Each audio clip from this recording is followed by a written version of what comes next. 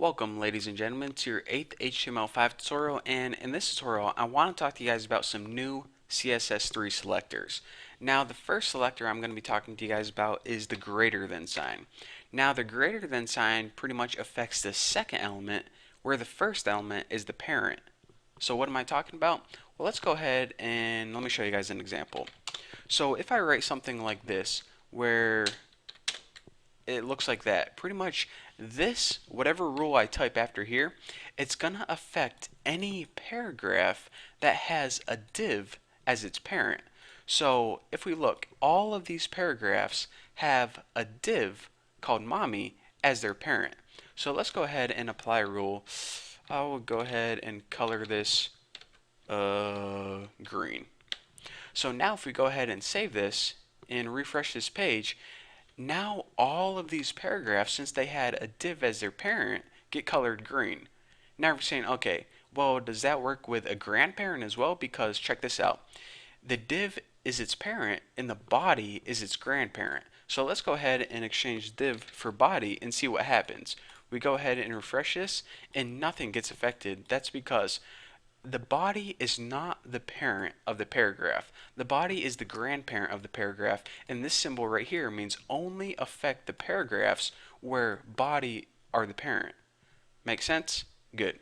So now with that tutorial, or excuse me, not that tutorial, that isn't the end of the tutorial. So now with that rule taken care of, we can move on to the other rule, which is the plus sign. Now the plus sign is another new selector that we got with CSS3, and it pretty much means affect the second element when it immediately follows the first. So that's kind of weird. And another thing is that they must have the same parent. So what the heck am I talking about? Say we have a paragraph that belonged to the class Bucky. Now all of these paragraphs belong to the class Bucky. So I'm just going to go ahead and write Bucky plus paragraph. So this is saying, okay, and what color can I make this? Did I make the last one green? I'll make this one blue. So this is pretty much saying, okay, whenever we have a paragraph that follows another paragraph with the class Bucky, turn it blue. So let's go ahead and save this, refresh it, and see what we get. We see that every paragraph turns blue except for this first paragraph right here. So why did that first paragraph not turn blue? Well, if we look at the rule, it says only apply this rule to paragraphs that immediately follow other paragraphs with the class Bucky. And since nothing was before this first paragraph, that's why it started at the second one, because this one follows a paragraph with the class Bucky, this one does too, this one does too, and this one does too. This one, however, follows a div tag, so that's why that isn't affected. And another thing is, whenever we have a rule using this plus selector, they must have the same parent. So we can't have, a paragraph right here and another paragraph right here and expect it to be affected. They must share the same parent, which is the div tag, in this case, mommy. So let me just go ahead and save that. And the last rule I want to talk to you guys about is this little thingy right here. Now, I don't even know what it's called. I think it's called a tilde or something. But basically, it's very similar to the plus sign, except, let me make sure I don't have any extra spaces there. It's very similar to the plus sign. However, it doesn't need to immediately follow it like it did with the plus sign.